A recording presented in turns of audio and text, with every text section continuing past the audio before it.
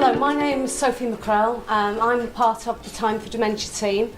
I'm actually employed by the Alzheimer's Society, and my role in Time for Dementia is the recruitment and ongoing support of families, people with a dementia and carers to be a part of the Time for Dementia project.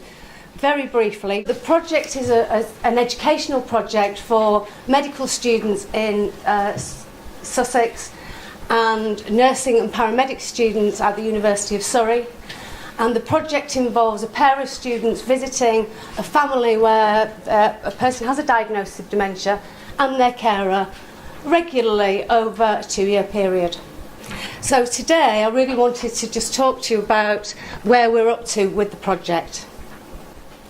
In terms of this project, when we talk about a family, we're talking about a person with a dementia and their carer.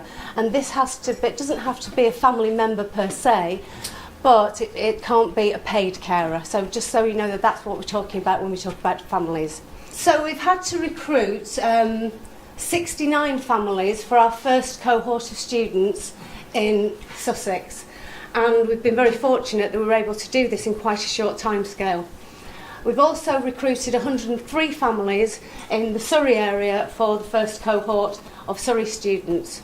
Where do we recruit from? Essentially, we're recruiting from various different places, mainly from Alzheimer's Society services, through staff, that's dementia support workers, dementia advisors, but also through Alzheimer's Society services such as support groups, dementia cafes, etc. However, we've also had incredible support from health services. So that's from memory assessment services across both counties, and also from Surrey and Borders Partnership and Sussex Partnership. We wouldn't have been able to do this project without the support of Health Education as well, who've consistently supported all of the team with this programme. So far, we've had the visits we've had. We've done our first cohort in both Sussex and Surrey, so everybody's done one visit. We are currently gearing up now to do our second visits in Sussex and Surrey, while simultaneously doing our second cohort first visit, which all sounds very complicated, and it is. Fortunately, we have an incredible team. We've got people working in Sussex and Surrey, working at various different levels of the project, and without us all working together incredibly strongly and communicating and being really flexible, I don't think we would have been able to deliver this project as we have been able to. So we've been very lucky with that. In terms of feedback from families, before they've even had a visit, they've been incredibly enthusiastic about being involved. And really enthusiastic about the method, which is the face-to-face visits with students, actually being able to share their experiences. And I think with people with a dementia, that's been a particularly important thing. One of the things a lot of people have said to me is, I feel like I'm adding a value. I feel like I've got something to offer, and that can influence the experience of people coming after me.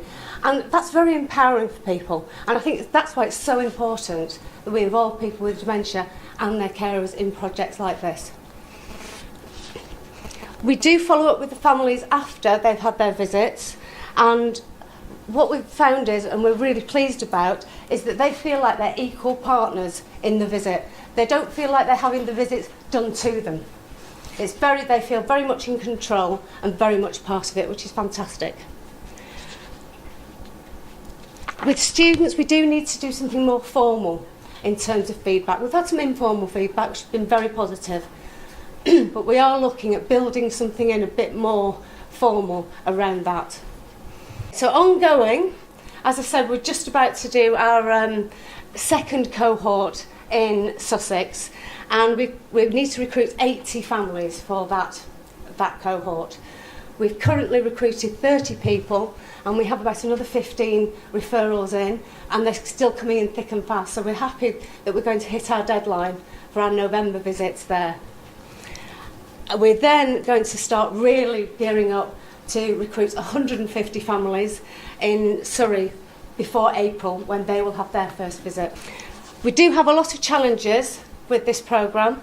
There are a lot of different levels to this programme. initially we have to recruit the people to take part, which is very important.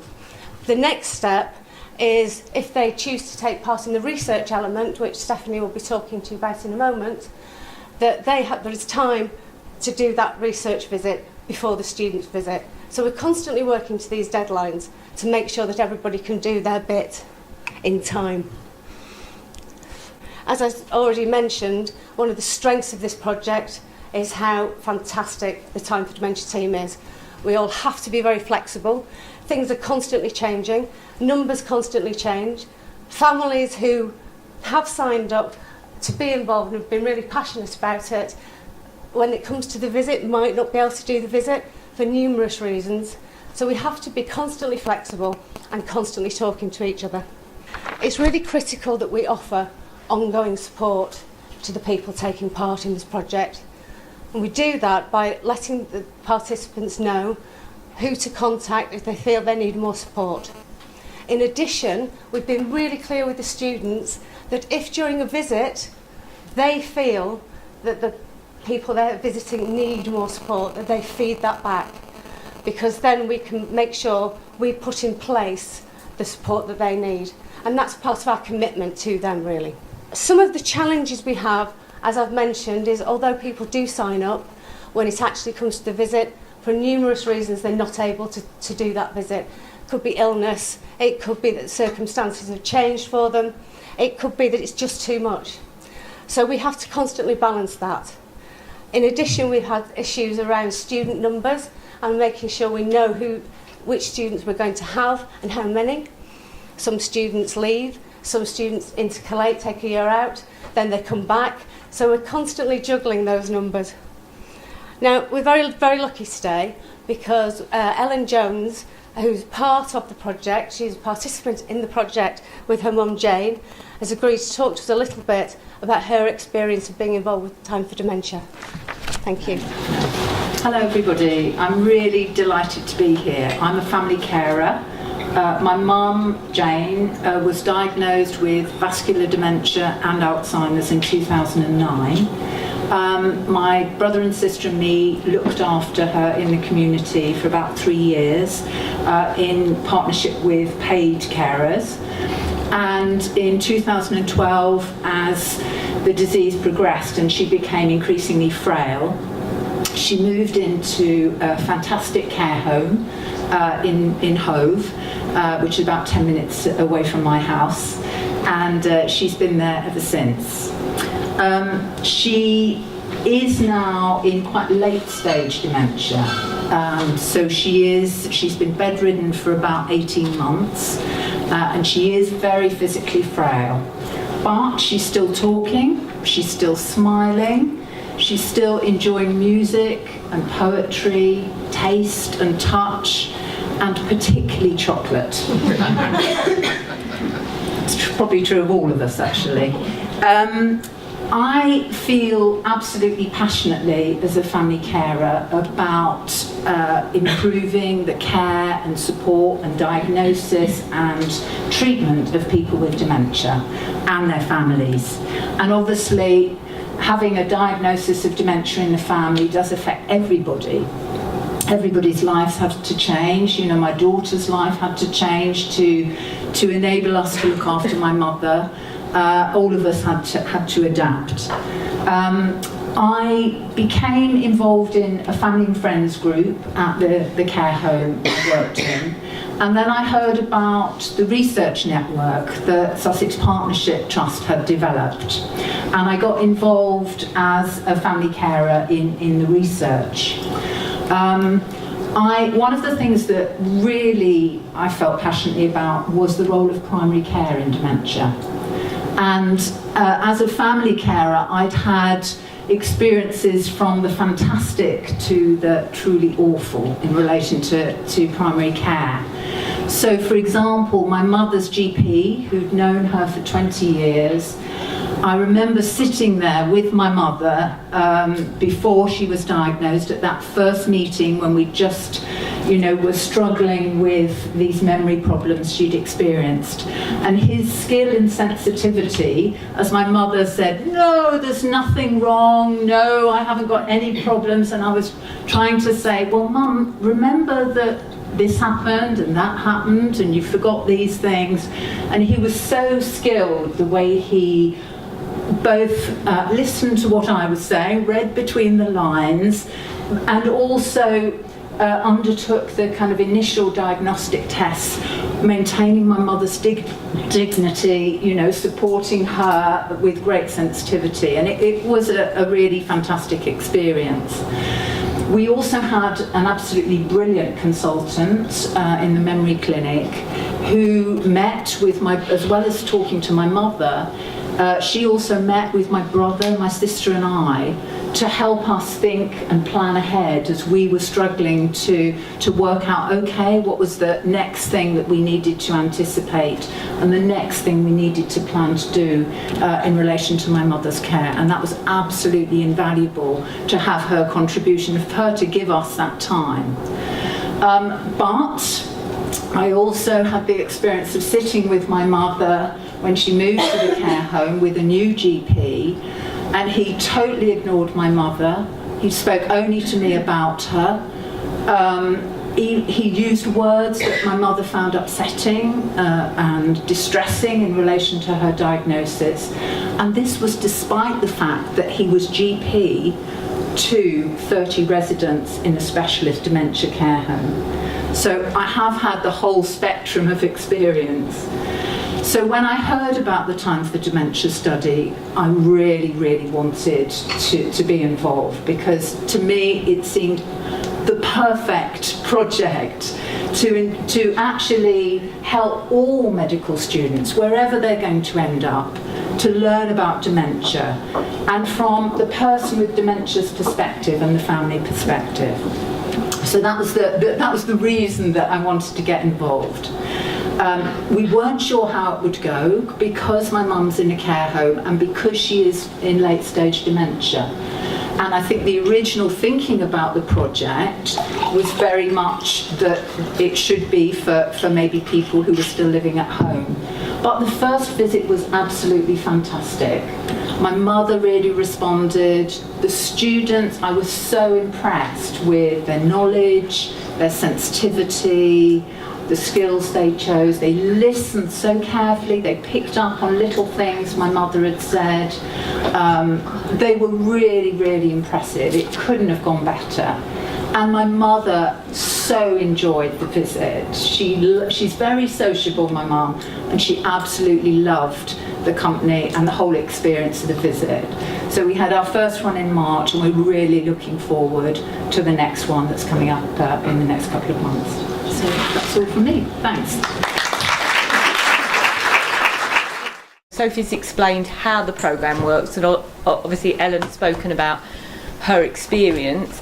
But as part of the evaluation, what we want to understand, so I guess one of our key things to understand is the impact of the programme upon the students taking part, and essentially looking at whether it makes a difference for those students. So does it have an impact on their knowledge, their skills and their attitudes towards working with people with dementia? But also we're interested in the impact of the programme upon the families who are involved, so people such as Ellen, but also Ellen's mum. So to understand whether having those sorts of visits makes a difference, but also to check that it's not in any way causing harm to the families who are involved.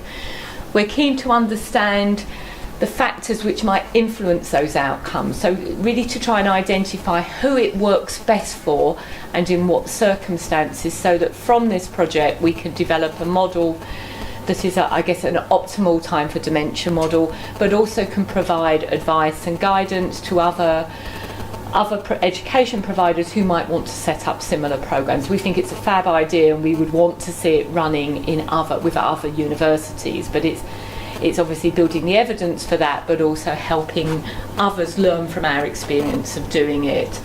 In terms of student outcomes, so on an annual basis we're asking students to complete measures that looks at their knowledge, attitude and compassion, towards dementia, and we're doing that at 3 time points over the projects. We're also looking at some comparison groups of students, so students not part of Time for Dementia, so we can see what the difference is between the two groups. We're asking students to tell us about their satisfaction with the programme and their experience of the programme. And we're also looking at some of the students' reflective assignments, so we can look at what the learning is about the programme. So to have quite a lot of data about what it's like for the students. For the families who are involved, we're looking at the progression of the dementia over the time of their involvement in the programme, but principally looking at the quality of life of people with dementia, but also carer burden. And again, we're very interested to understand both satisfaction and the experience of taking part in the programme from the perspective of the families. We're doing some other evaluation activities, so we're trying to do some qualitative work with those involved in the delivery of the programme, so we can understand and harness and capture really the factors which both support but also hinder implementation of the programme. And we're also, with one of our comparison groups of students, are nursing and paramedic students at the University of Brighton who are not receiving the intervention. We want to understand more about dementia education without a programme such as Time for Dementia, and again try to look at where some of the differences might lie for student learning about dementia. Just in terms of the recruitment, and this is recruitment to the evaluation rather than recruitment to the programme. So we have 149 families to date, so that's 149 people with dementia and 149 carers taking part in the study so far. We have 570 students who consented to take part in the evaluation, and so far we have 38 comparison group students, but that will increase, so that will be nearer a couple of hundred comparison group students by the end of this year. Just briefly, if I could, just in terms of some of the challenges, there's a lot of movement. There's, as Sophie said, some of the families maybe come in or out of the programme, and there's a lot of movement with the students. So in terms of capturing that for research purposes, it's quite tricky. So it's a natural cohort of students. So this is real life evaluation with, I guess, a real life group. So that's one of our challenges.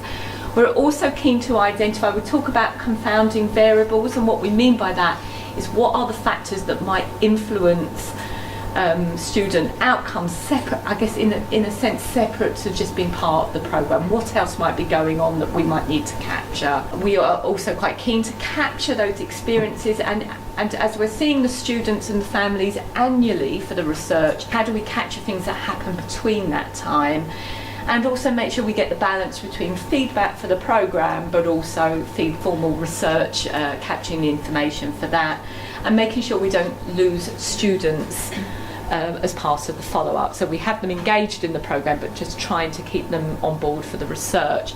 Very briefly, that's a talk through the evaluation. We have, I think, between the three of us, hopefully given you a flavour as to what we're doing and where we're at. We're still very keen for families to be involved in both Sussex and Surrey, so if you know of anybody who might be interested, do talk to us, and I've left our email addresses here if you'd like any more information. So thank you.